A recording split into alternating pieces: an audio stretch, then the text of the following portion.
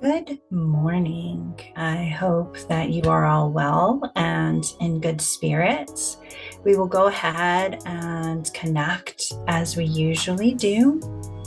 Today is Sunday, July 12th, 2026, and we are here at Love Church to tune in and connect. So we'll just start as usual by breathing in through our nose and out through our mouth, and in through our nose and out through our mouth. And as we breathe in through our nose and out through our mouth, we invite our mind, body, and energy to relax, relax, relax, relax, relax, relax, relax, relax, relax, relax, relax, relax. And as we move into this space of complete relaxation, we open up our energies to the ancestors, loved ones, and friends to come together today to heal and guide us and lift us to the highest version of ourselves in the light of the universe, so we may hear what we need to hear, know what we need to know, connect how we need to connect, and be what we need to be for our highest and best good, and the highest and best good of all involved, as we open up space to heal and harmonize. And let's just take a few moments in this space, allowing ourselves to just become present in this moment, so we hear with clear ears and see with true eyes, connect with true heart, and feel with true truth.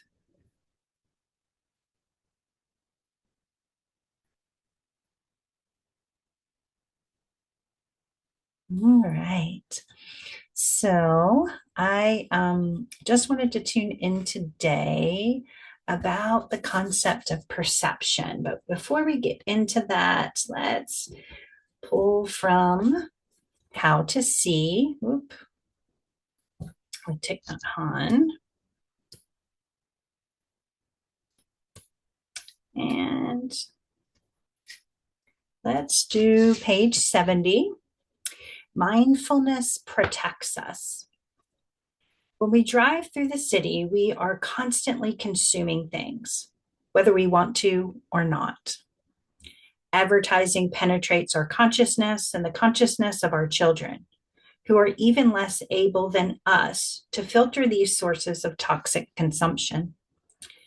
In modern life, we are exposed to many violent or exciting images, sounds, films, TV programs, and articles that either give us rise to fear and despair or insight craving.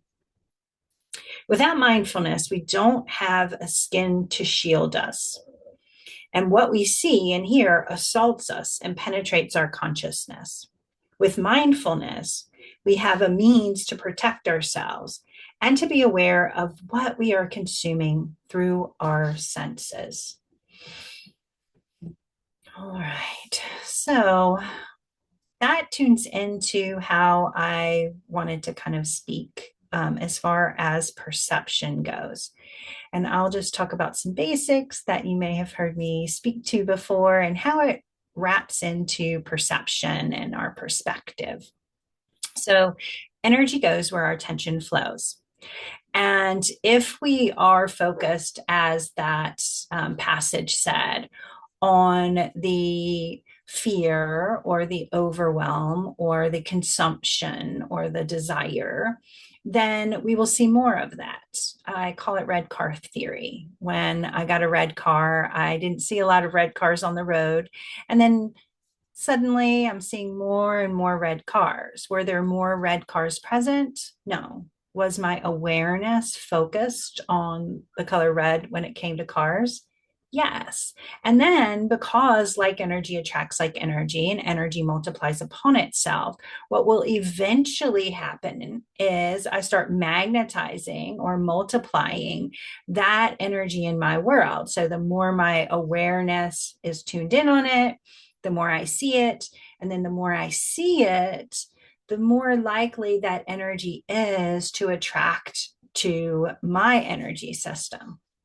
And so that can feel like humans might be doomed because we have this curiosity and inquisitiveness and that sort of focused energy in our energy field.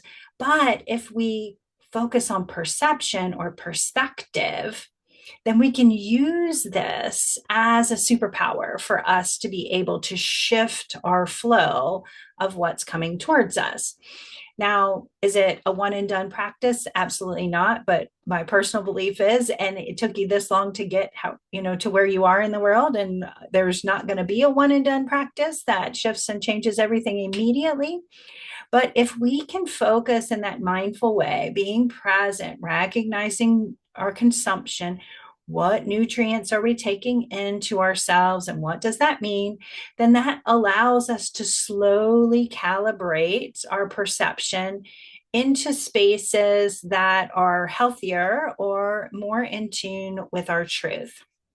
And so recognizing that, how we can, it's not pretending that everything is fine in the world.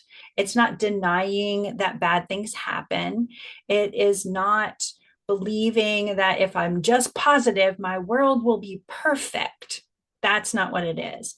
What it is focusing on perception, possibility, and the opportunity to create solution. So, there's a saying that goes, if all you have is a hammer, everything looks like a nail.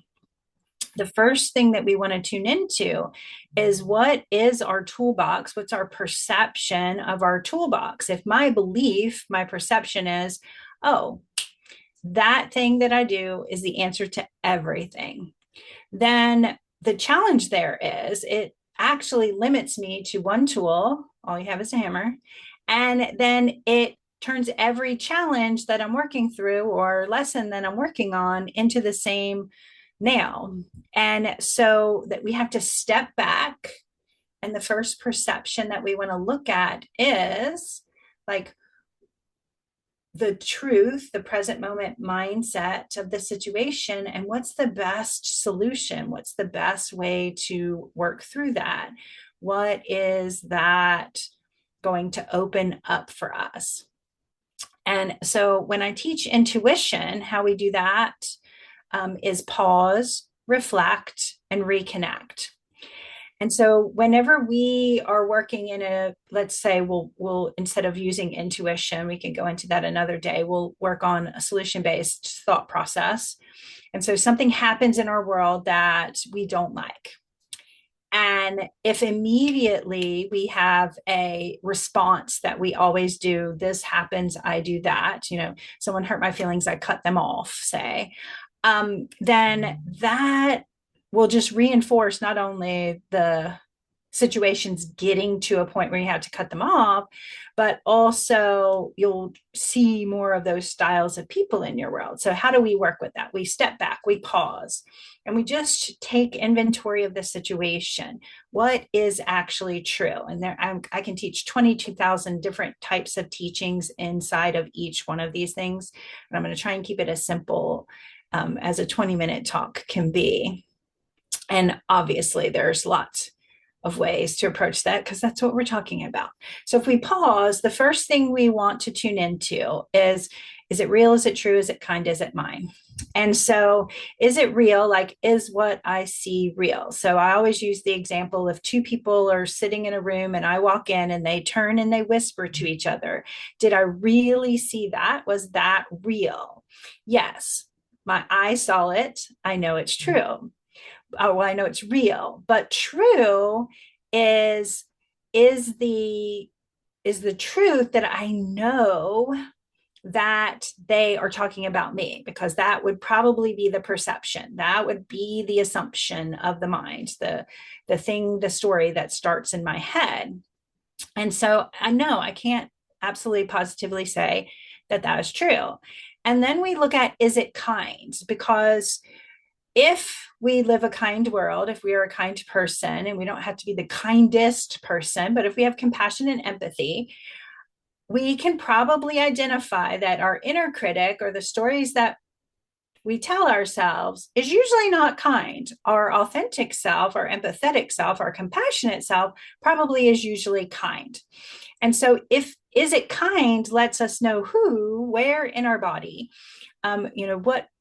what part of ourselves. Is it the learned behavior who's unkind, or is it the compassionate self of my present moment mindset? And so we could say, is it kind? Oh, no, thinking that someone's talking about me probably isn't kind unless I'm thinking they're talking about me in a great way. So that gives me a clue as to my perception in this possession.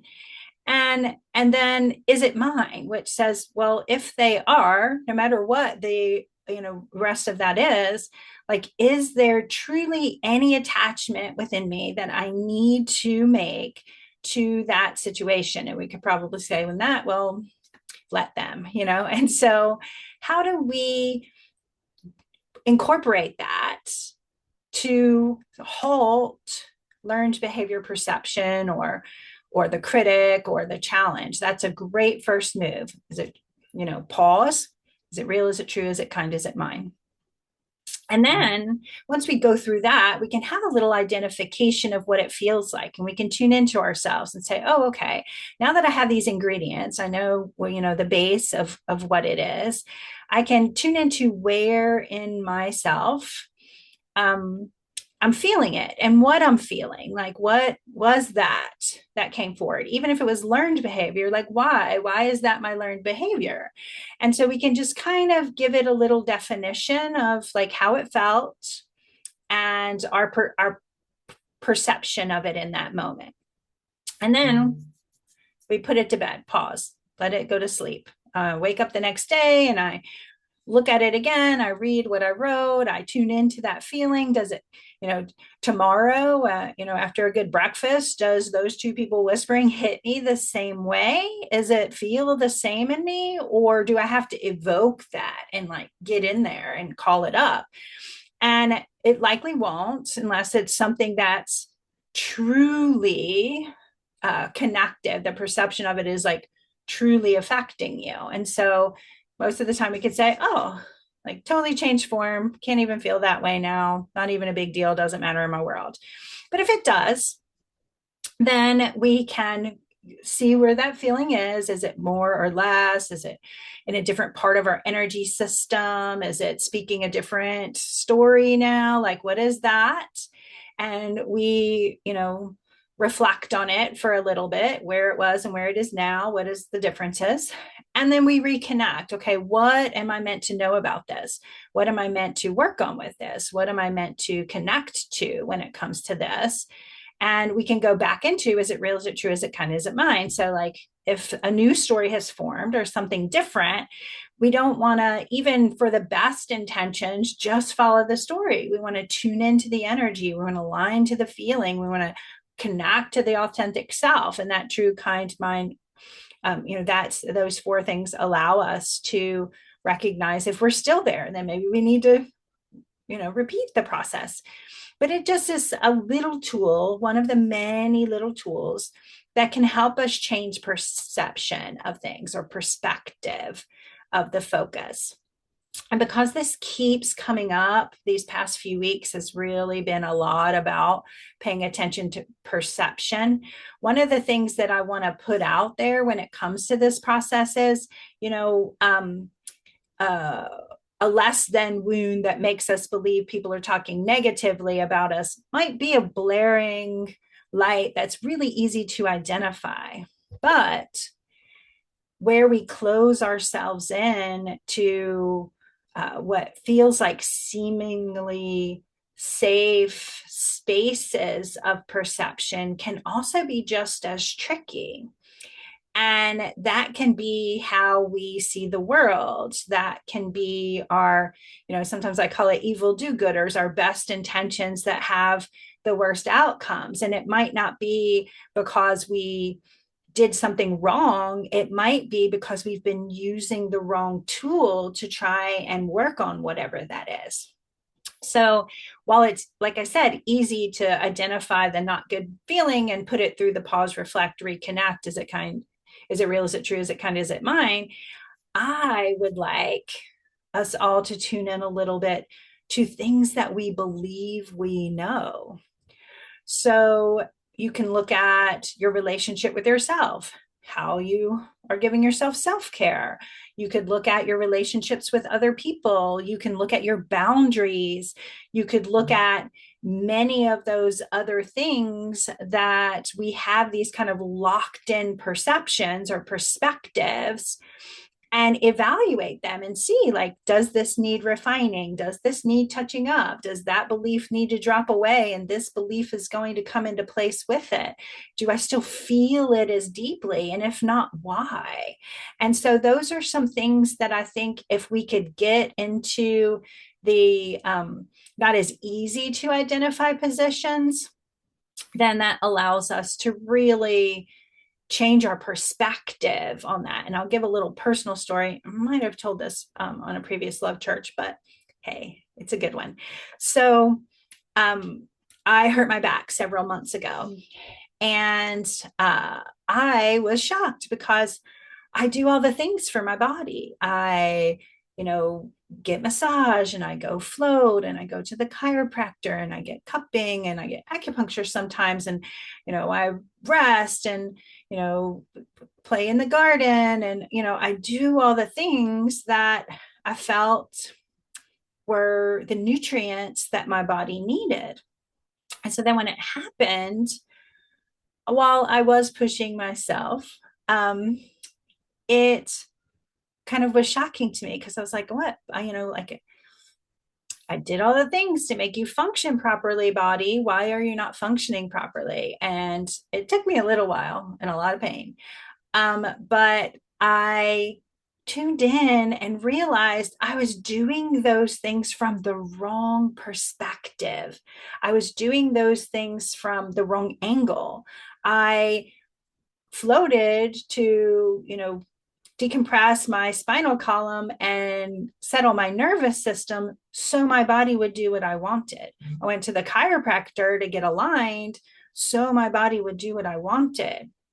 Instead of realizing it was a 1/3 shareholder in this existence that I'm having, physical, emotional, and energetic, and that it gets a say in how it wants to be supported, what support looks like, and how that moves forward. And so that was a big perception shift. And even though a lot of the techniques that I'll likely still use won't change, the way that I connect to those techniques, the way that I connect to those tools will definitely change in my perception and how they register in my energy body and connection to them there. So that's what I'm talking about. I'm not talking about these major, this is wrong, I know I need to make it right. More like, how am I looking at it? Can I see this with beginner's mind? Can I see this as if it's the first time that I've ever approached it? And then allow myself to experience it fully in my mind, body, and energy, because it deserves to be experienced fully. And so that present moment mindset, shift of perception, connect to it. I will say, the podcast also talks a little bit about this. It's the Be Your Soul episode 53. And so it's not out yet today for those of you who are watching in real time and going to watch this before next Friday, but it'll be out the third Friday of July. And there's an exercise at the end of it to help you get into beginner's mind. So that might also be helpful. And maybe I'll make one of the content videos for it as well. So let's just take a moment to allow our perception and our perspective of what we just heard to settle in. so we can take it out and look at it from all angles and where it fits in our own world. And I hope that you are all well and that you are in good spirits and that you feel whole and that you are blessed and that you always be your soul.